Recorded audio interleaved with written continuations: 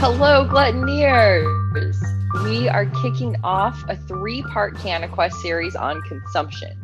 So we've talked about plant biology and structure, terpenes, cannabinoids, and we thought maybe it was time to take it back just a little bit and talk about how you actually experience or how you make that whole experience happen. We're starting with inhalation, since it is still the most popular way for folks to consume. But we are breaking this up into these 3 parts, which is part 1, as I said, which is inhalation. So we've got smoking, vaping, something else that my mom and I just invented, and we'll talk about in the episode. Part 2 will be ingestion. So we're talking your alcohol infusions, your butter infusions, your oil infusions, all the infusions. Part Food 3, and drink. Food and drink. Part 3 will be topical applications, which will mostly probably be centered around lotions and balms. Thank you. It's like that word for stuff you put on your skin. We might also throw tinctures in there, since those are supposed to be absorbed more than eaten. So those will be the 3 parts of this consumption series. We hope you enjoy part 1, where, like Gretchen said, we break it down between vaping and smoking. So enjoy. Okay, we are on. Let's do this.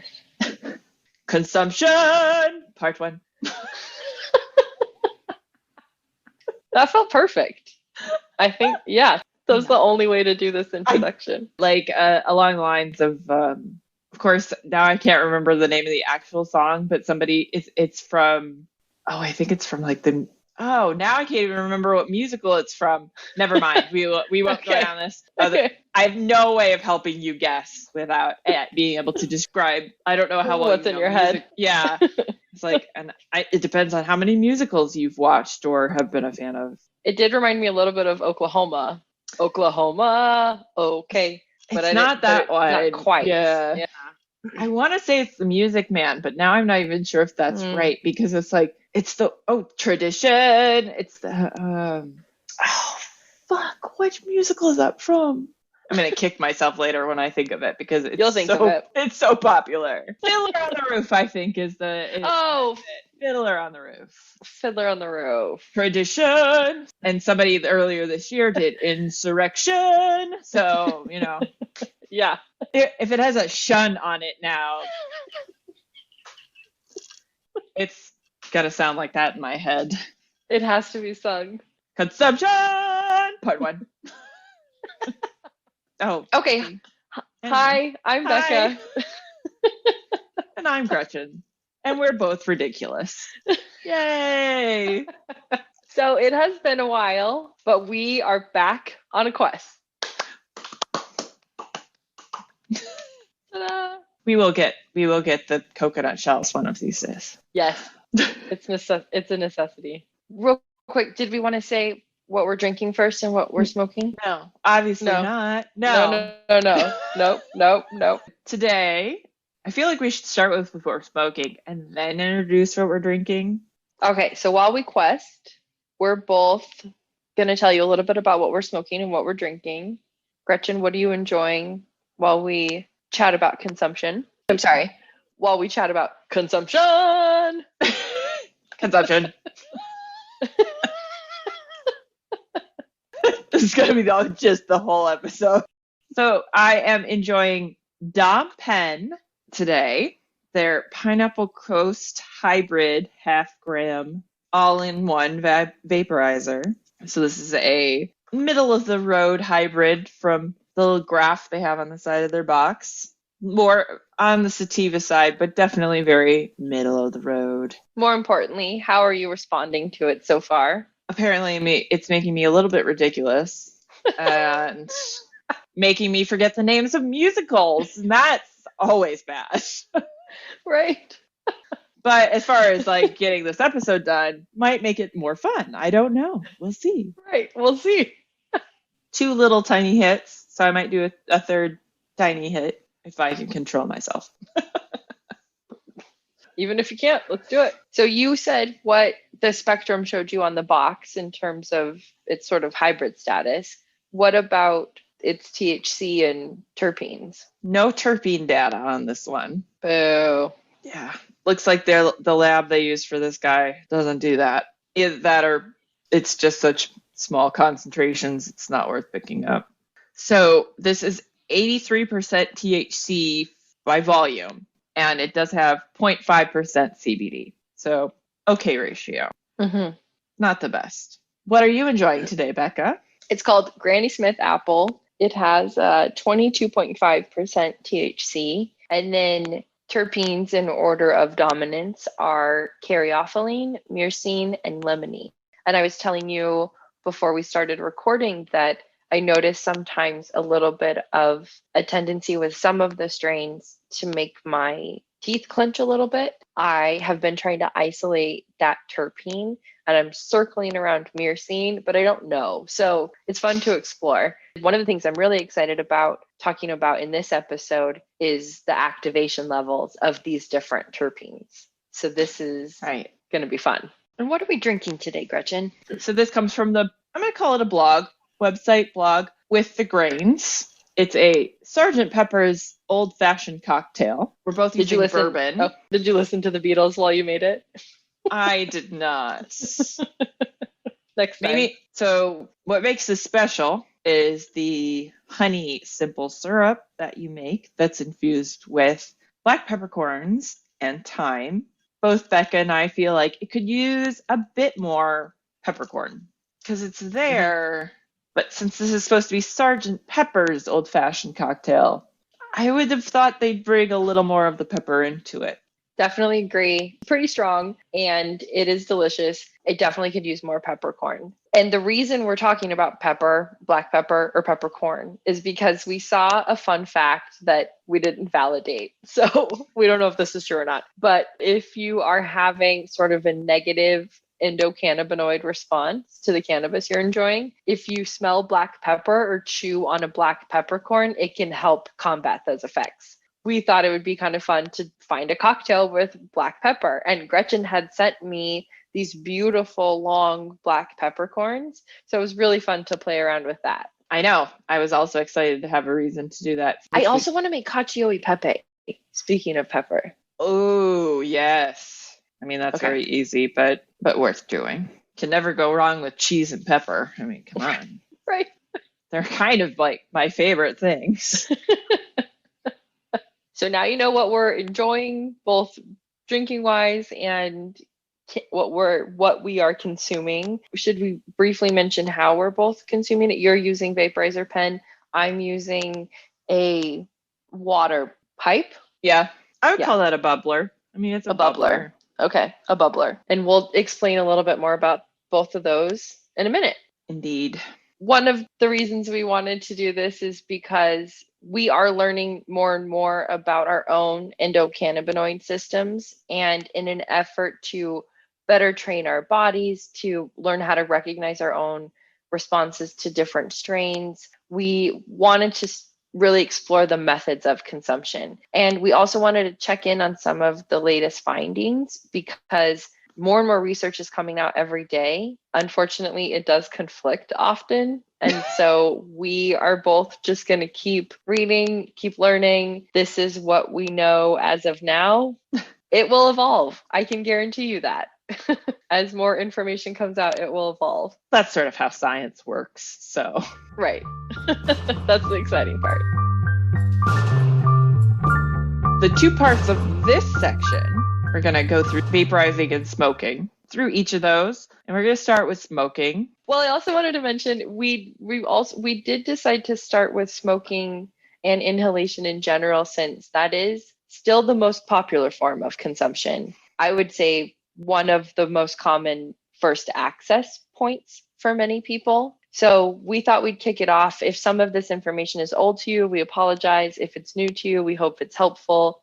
We just wanted to talk through some of the basics of what we understand and are excited to learn more of, because as we learn more about isolating our own responses to different strains, like I said, we can really figure out what helps us with anxiety, depression, pain, all those sorts of things. So this consumption journey is leading us down a new path of ways to prescribe our own medicine, really. I had a couple of questions that came up, though, throughout this process. And I just read Becca's first question. Oh, yeah. That says, do I still smoke a pipe because I'm being stubborn about not wanting to clean a vaporizer? It's just like, that is a fair question because... Well, after you told me that trick about the Dawn soap, it's so easy to clean. Mhm. So, I mean, most vaporizers, I guess, are not that hard to clean, but they are a couple more steps than cleaning a pipe. And it sort of depends on the type you buy. I've been looking at more vaporizers online the last couple of days, so it's pretty interesting, the variety that's out there. You know, a pipe is always a quick and easy option. And I mean, now you can just buy pre-rolled joints, and that's a lot of fun. So my mom and I smoked earlier. I lit the joint in a bad way, so like it burned like halfway through like the middle instead of like the whole end. So at a certain point, like it fell off. I was trying to tap off just the ashy part and see like where it was still lit, and tapped it into a bowl. So my mom, I think we've developed a new way of smoking because it tapped it into a ceramic bowl, and we were holding the bowl up to our faces and inhaling because it was still lit, and we didn't want to waste it. That's awesome. Yeah, it's resourceful. And so she called it a headshot. So I was like, well, all right, we've now developed a new thing. I love this. So that was my first question. Am I being stubborn? My second question was, can a vaporizer help me better understand or narrow down which cannabinoids and terpenes my body responds to for certain needs? In my opinion, this is one of the main reasons that I started looking at vaporizers the other day. And I was like, maybe I really need to be tuning into this, like looking at a certain burn point and figuring out like where the most effective part of it is, because I've always liked doing the vaporizer a little bit better. It's just a little bit more of a pain in the ass. For me, part of the not wanting to use a vaporizer thing is that it takes slightly longer to heat up and like get going. And you're right, it's a kind of a pain in the butt to clean. Yeah. So we will see if our behavior changes after this. My last question was, should we not even be smoking cannabis at all? So gasp. I'm not sure if I'm ready to embrace that reality, but I did debate it. I mean, I think from most of the things I've read, and I know my doctor would love it if I'd stop smoking it. Right. So I think she wants me to not use it in general, but nah, that's not happening. We're not. Thank you. Right. Thank you, but no. Yeah. So we will not probably get answers to all of these today. And mostly these CannaQuests always leave us feeling like we have to learn more. We want to learn more. But here's where we're at. Those are some of the thoughts so far. We do want to give you just a quick reminder of what cannabinoids and terpenes are, since we'll be referencing those a lot today.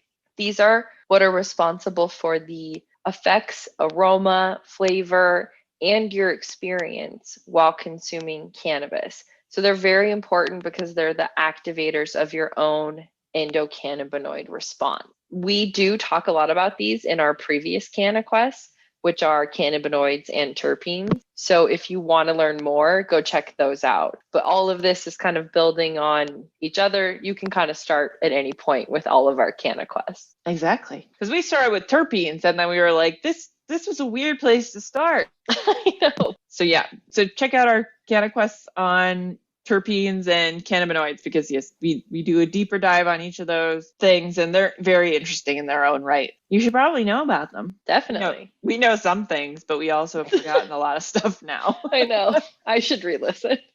It's like there's a lot of our episodes I should re-listen to. It'd be very educational.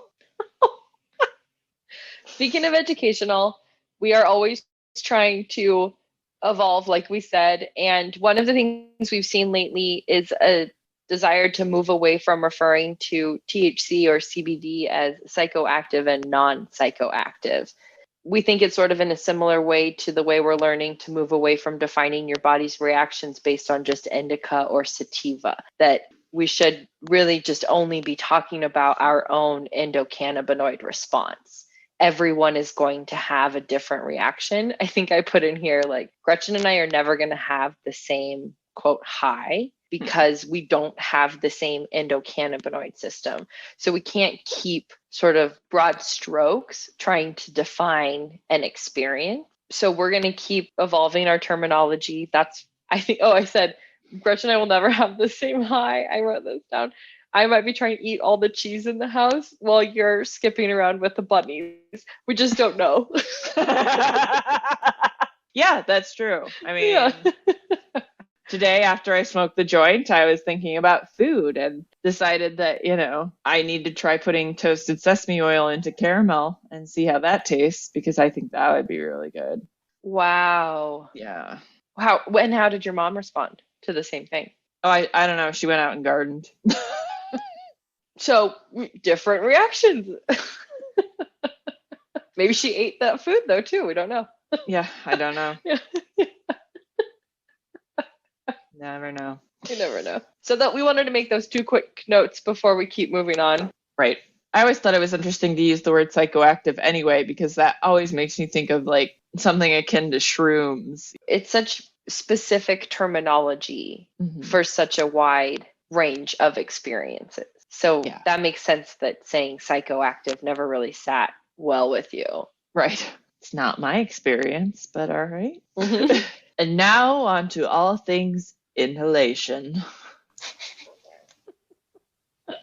So what exactly happens when you inhale cannabis, Becca? It's the inhalation of smoke or vapors that are released by heating the flowers or extracts of cannabis. So that means activating THC, CBD, any other naturally occurring terpenes. It's the actual putting the flame to the cannabis that heats and then releases those compounds, which are then inhaled as vapor into your lungs. And that vapor is then absorbed by the membranes in your lungs. So activate, then inhale. That was perfectly said. So they're activated by the heat, you inhale it, and then every person has a different response. I'm a little confused by this next bullet point where it says whether or not you vape or smoke weed, you could feel effects in seconds or minutes. I don't know why they distinguished it in this article, but basically it's saying I think it just depends on all the things we talked about, but it could take a couple seconds to feel a response, or it could take a couple minutes. Depending, just vary the type of inhalation and your body's reaction.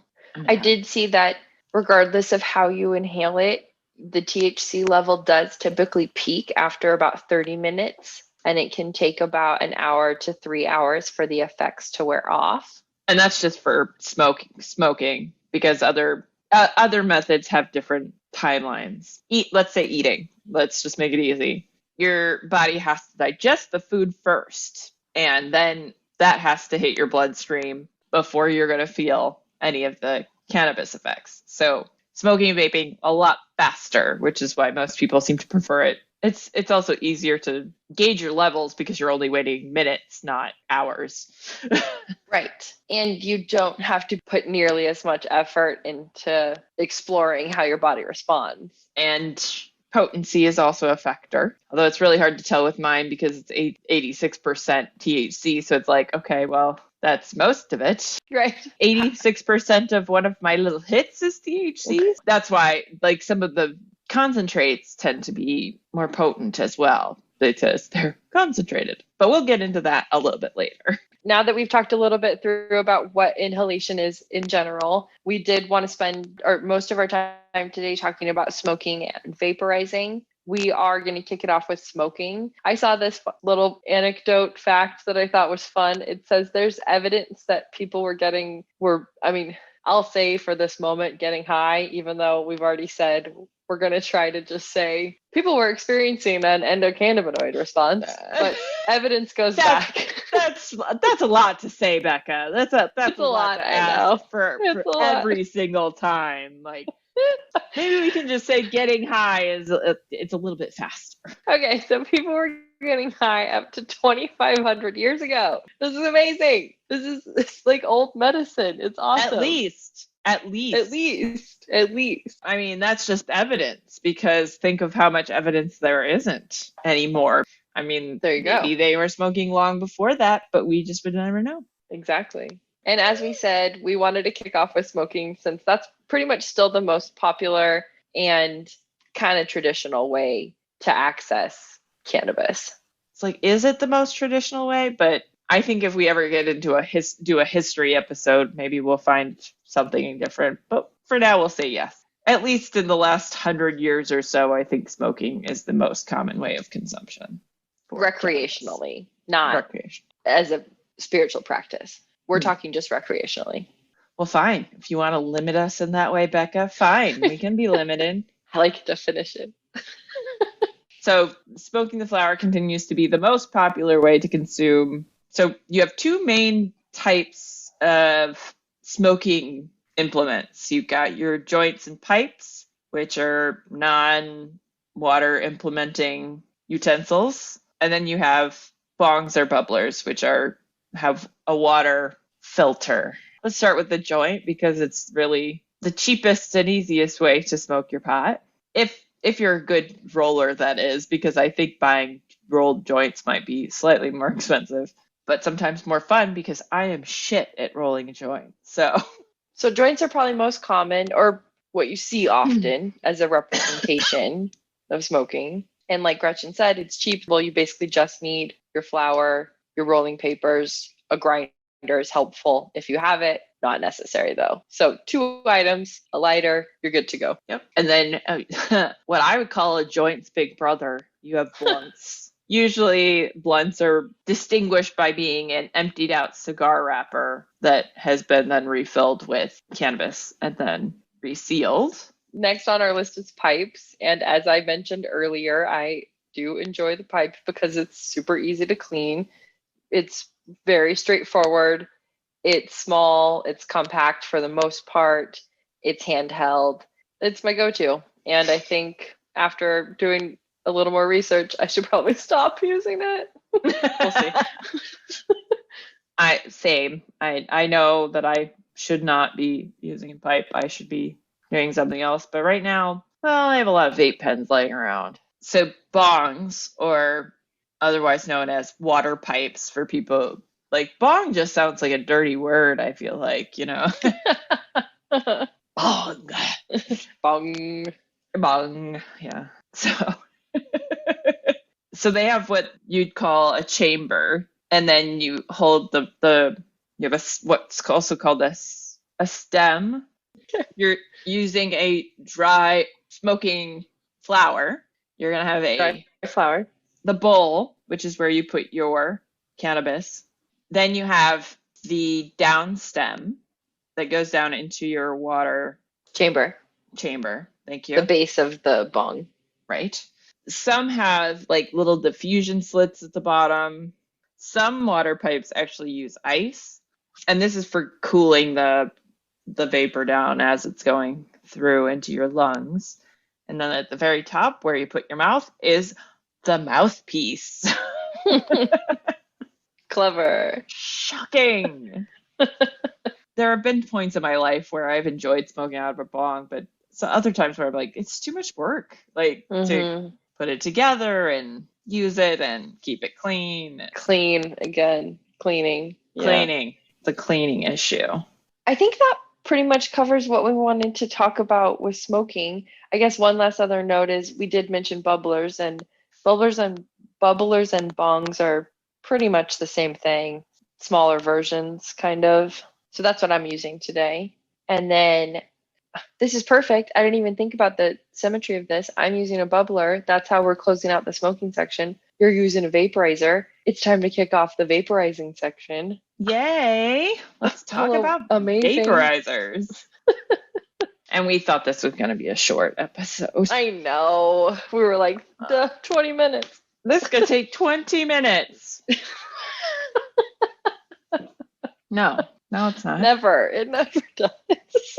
Vaporizing differs from smoking because with smoking, you are, in fact, burning up the entirety of everything that the flower is usually. So you have two types of vaporizers. You have dry herb vaporizers, which you could just use with flower, and then you have concentrate vaporizers, which uses, what do they call it? Basically just distilled Condensed. trichomes. Yeah. Right. Concentrated. It's more of a fine mist. I think the definition point is combustion. It never combusts. Right. You're toasting your herb, basically. It's granulating. It's making granulated caramel. Exactly. Lots of people say that vaporizing is healthier. The jury's kind of out on that, though, that they're not really sure if it is.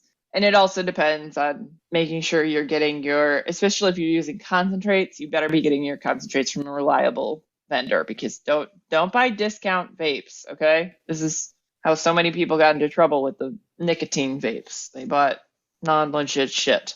Mm-hmm. Right. Vaporizers also, though, they say are one of the reasons they say are better, though, is that it doesn't release the carcinogenic components that can happen with any sort of combustion. And that's always beneficial to help with any lung irritation or respiratory problems. It tastes better for the most part. I like how it tastes more than smoking it. But again, I'm lazy, so I don't want to wait for a vaporizer to warm up. Right. And you say it tastes better, which it does. It's cleaner, obviously. It doesn't just burst it. And we'll talk about this a little bit more, but it also, with a lot of vaporizers, you can control that burn point, which is super helpful, again, in sorting out how your body responds to different cannabinoids and terpenes. Well, being able to target the terpenes that you want using temperature. So there are a lot of new vaporizers out there that have like full temperature control that you can just basically pick like exactly the point of the thing you're looking for. And it won't release any of the stuff that goes above that. Obviously, anything below that is going to be released, helping you tune into the exact combination of terpenes and cannabinoids that you are looking for.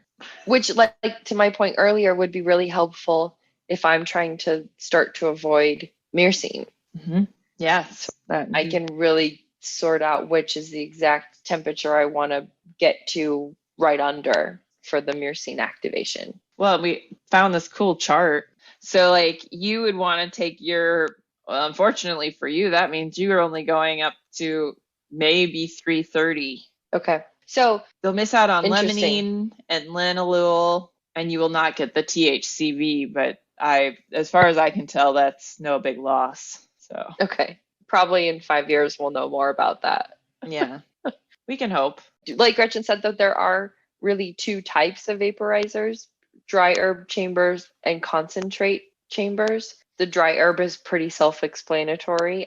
In my experience, has always ground down. I don't know if it's the same with other vaporizers, but that's what I've seen. For the most part, part of that is similar to like a cooking concept, is you want all similar size pieces so it all cooks at the same rate.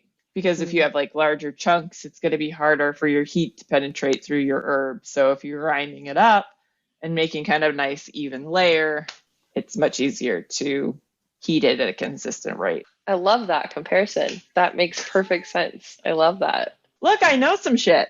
Yeah, you do. Yeah, you do. Mad Gretcheness. And then concentrate cartridges compared to an orange juice concentrate. It's really just a condensation of trichomes and just the good shit. No, just the good shit. Trichomes are important, as we have said before, but because that's where terpenes and cannabinoids are produced.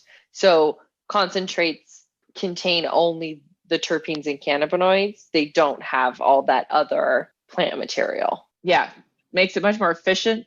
There are several brands out there that you buy a base and then you get replaceable heads. Cool. There are also rigs you can buy to put on some sort of portable vaporizer that you can use. But you have portable and then you have tabletop are usually two options. The most popular tabletop version is a volcano, which is kind of a fun thing to do. I was like, I should really get one of those because they work by filling up a receptacle full of smoke. So you could just fill up a receptacle of smoke and kind of work on it for a while. That's nice. And you're not wasting anything. Right. And then otherwise you have things that work more like a pipe where you're just putting your dried herb in and then smoking it directly. Yeah, because that's basic. It's the same format for nicotine. So it's sort of a liquid. I don't know. But liquid isn't quite the right word for it, but it's waxy. It's more of a wax. Yeah, honey, almost. Yes, that is what it looks like usually. Which is part of our cocktail today. So another hello connection. Bringing it all together. Can you tell us a little more about the different boiling points of the terpenes and other compounds? Like what's the lowest point and what's the highest point? Well, according to this chart we found on Leafly, which we will put in the blog. Yeah. We do love Leafly. They have good info. Pinene is the lowest at 311 degrees Fahrenheit, 155 centigrade. And then on the high end, you have THCV, which is a cannabinoid. So pinene is a terpene. THCV is a cannabinoid. That is 428 is where that's released.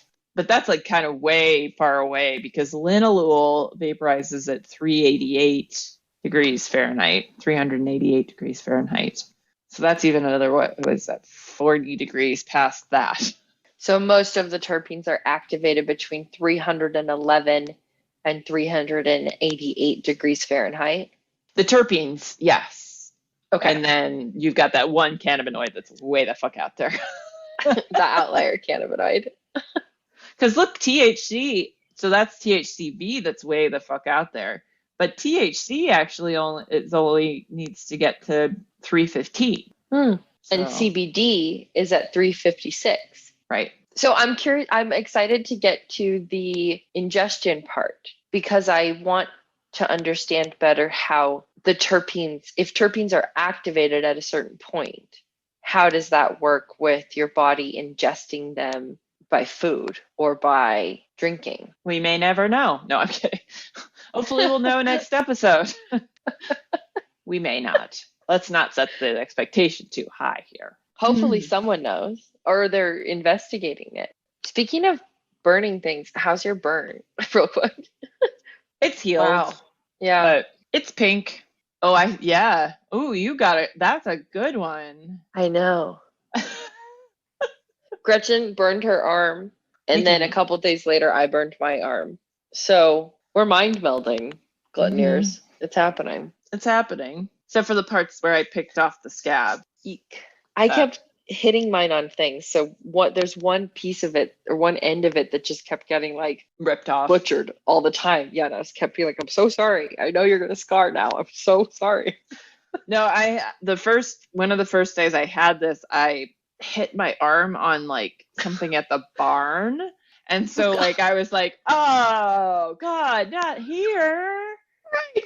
It's dirty out here. The least, like, you go to very few places right now, and that's the least sterile of them. It is. It's the least sterile place that I got.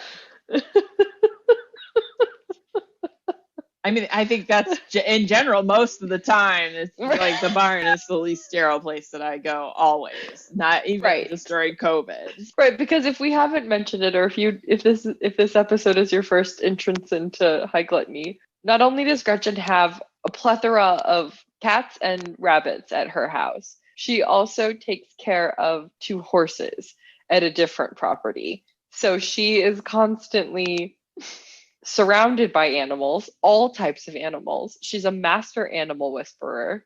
And so now we're talking about her being at the barn with the 2 horses that she takes care of. Of course. Of course. Because I'm not any kind of weird overachiever with animals or anything. No. Oh my God, no. Not even a little bit. No. No. To what we were talking about. If you get too high, don't freak out. I think we've both told stories about being too high on this episode, or not in this episode, on this podcast. It happens. It happens to the best of us. Just, try and keep breathing. If you use a meditation app, that might be a nice place to start. Put on a nature program. Nature is always nice. Makes you feel good when you're high. Sometimes it makes me sad. Ugh, everybody dies. Like animals have to murder, and it's just hard. Anyway, that's me. Nature is hard for you. Nature is very Nature is hard. complicated. Yeah. Although there's one doc series that's just like the mating rituals of birds. That one is hysterical. It is so entertaining. There you go. Tips straight from Becca.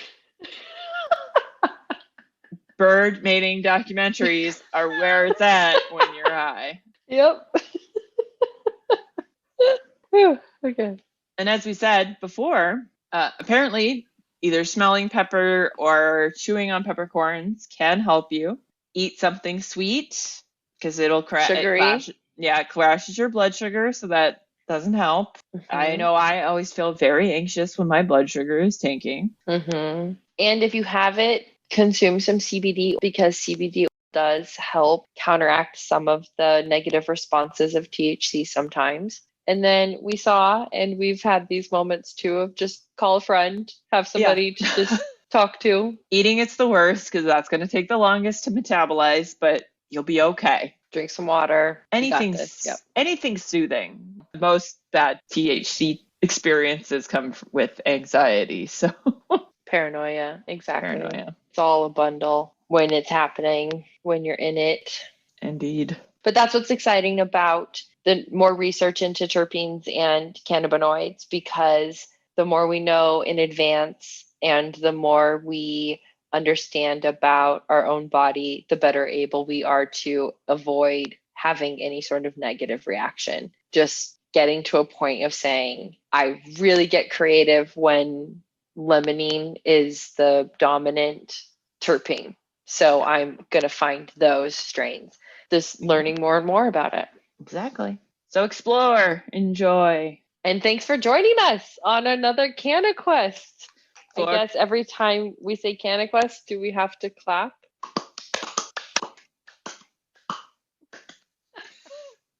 I was going to say consumption. Oh, yeah. Obviously, we have to do that again. Consumption! Part 1. Maybe you should listen to the Beatles and Fiddler on the Roof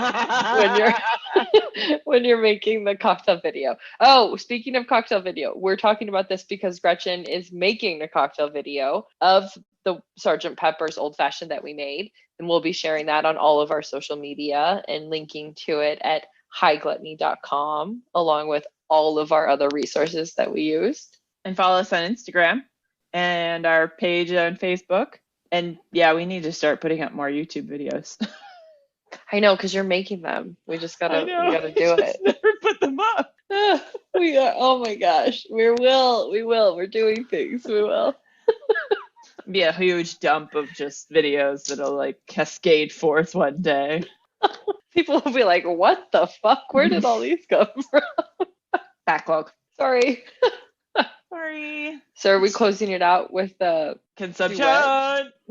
Okay, on 3, I guess. 1, 2, 3. Consumption. Part 1. Part 1. I don't know how that's gonna sound. I don't know either. We tried. Thanks for joining us. We hope you had fun. We'll catch you during the next CannaQuest on ingestion or consumption, part 2. Bye. Bye. How do I stop recording?